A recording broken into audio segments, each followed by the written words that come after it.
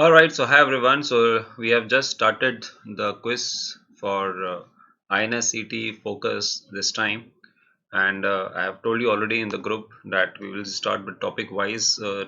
And the first I have given anatomy, physiology, and embryology. Why 8 questions? Why not 10? 10 were given in NEET exam, but in INSCT 8 will come. But still, some topics which are important, I will split them into various parts. So mostly all alternate day I will take the quiz depending on I already told you depending on my mood. But of course we'll finish it before 1 week before the INSCT exam. So don't worry. So let us start this quiz on anatomy. Let us do in the same way like if I were giving the test. Let us do in the same manner. I am ready to give the test. Let's start.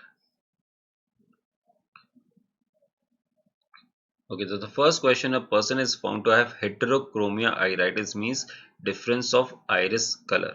Now, iris is by which is in which layer of the eyeball, that is a question. So, tunica fibrosa means outer fibrous coat containing cornea sclera. Tunica vasculosa is the answer over here, that is iris ciliary choroid, that is the middle vascular layer, that is uvea. Tunica nervosa contains only retina. Tunica vascular lentis you should not know at your level, but still I tell this in class as well.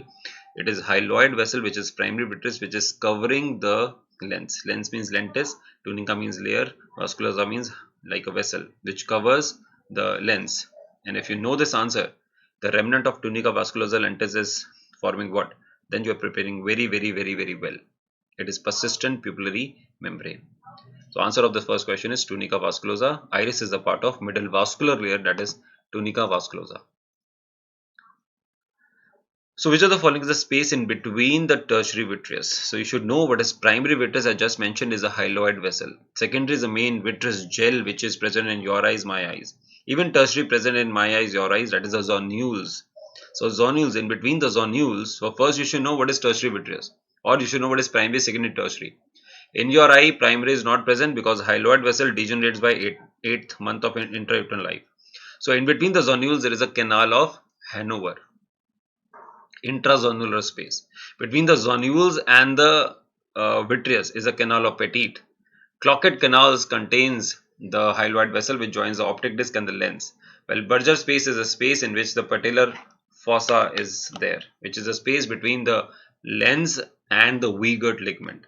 Wiegert ligament is a continuation of Eggers line. All these you should know, it has been asked. Here the answer is canal of Hanover. Now all of the following structures are related to sclera. Now, trabecular meshwork is a mesh-like, jali-like thing in the sclera. It is a part of sclera, which is taken out in trabeculectomy surgery to increase the drainage. Schwalbe's line is the answer. That's the termination of cornea, Desmond's membrane. Lamina cribrosa stress कर करके मैं बोल देता हूँ exam during the class.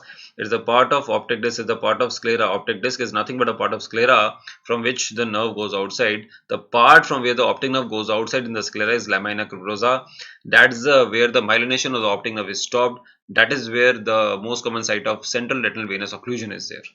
And scleral spur, as the name suggests, is this attachment of the sclera to the ciliary body. So answer is Schwalbe's line.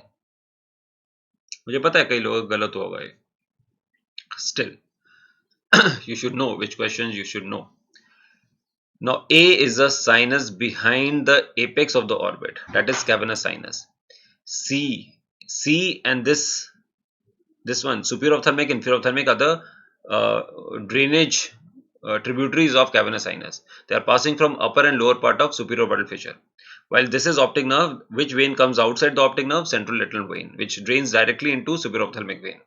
And these light blue are four vortex veins. Two upper goes into superior ophthalmic, two inferior goes into inferior ophthalmic, which goes into cavernous sinus. That's when cavernous sinus problem, there is a dilatation of superior inferior ophthalmic vein. As a radiology question, there is a CT scan picture showing dilatation of superior ophthalmic vein if there is a cavernous sinus pathology because of backflow. Here the answer is, if you match, answer should be D answer. Now this is a test. Each line has 5 letters. This is early treatment of diabetic retinopathy study, also known as logarithmic of MAR chart, done from 4 meters. better for research, and better for lazy eye people. Now, lazy eye has a phenomenon known as a crowding phenomenon. They can't see the letters in a crowd.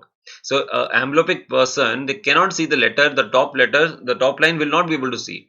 But the same letter, if you keep in a Snellen's chart, a Snellen's has a single letter, he can see. So, answer is amblyopic people can read the top line of this chart. That is wrong. He can read the Snellen's chart, but not the ATDRS chart. That's why Snellen's overestimate the vision of amblyopia. That's why the better vision, better chart for amblyopia person is early treatment of diabetic retinopathy study. That is this one. Now, 2-month-old child. I know many people must have gone this question also wrong. 2-month-old child was brought to parents when they looked like a white reflex. White reflex means leukocoria. They took the child to ophthalmologist, suspected zonal cataract. Congenital cataract, most common overall is blue dot cataract, but that does not decrease the vision. I have told also in the class I have that blue dot cataract in my right eye. वो exam में नहीं आएगा. But zonular cataract is the most common congenital cataract causing decreased vision, and that is the most common cause of leukocoria as well. Looks like a white reflex in the child's pupil area. So doctor want to see the lens. Now many people might have answered slit lamp. 2-month-old child cannot be sit on a slit lamp. That's why slit lamp cannot be the answer here. If this was adult, then the answer is slit lamp.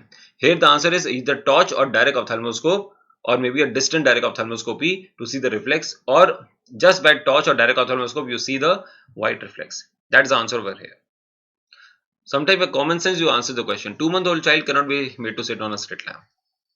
Now this is a very important thing. Accommodation. In accommodation, what happens?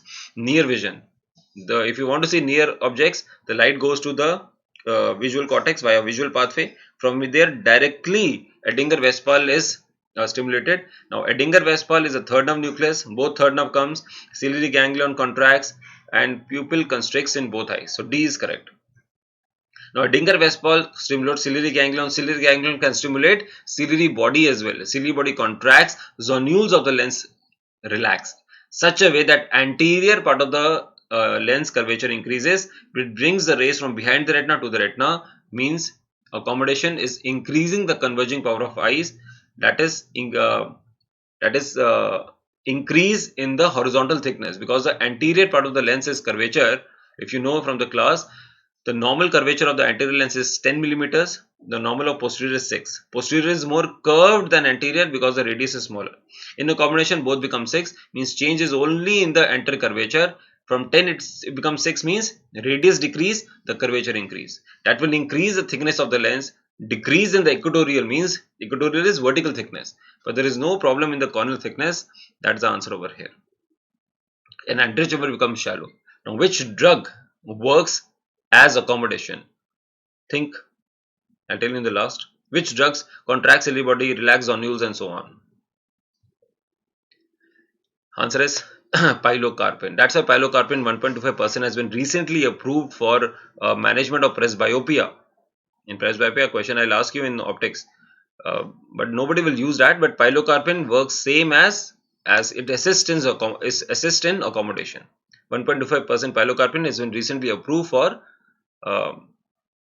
management of presbyopia. But for presbyopia, main answer will be near glasses. Of course, I will tell you. I'll ask a question in optics. Now here you should know the magnification of indirect ophthalmoscopy is power of eye of patient divided by power of the condensing lens. Now that is the magnification. If the condensing lens is more power, the magnification is less. Now if the magnification is less, more field of view can be seen. That is a mathematical question overall. I have not asked to calculate. I just want to know that if you know the formula of magnification of indirect ophthalmoscopy, power of eye of patient divided by power of the lens. Lens power is more, so magnification is less. If magnification is less, by common sense, more retina will be seen. That's why 28 will be in this option, will give more field of view. So that's the 10 questions. I hope you have done well. Let's see in the group. Best wishes.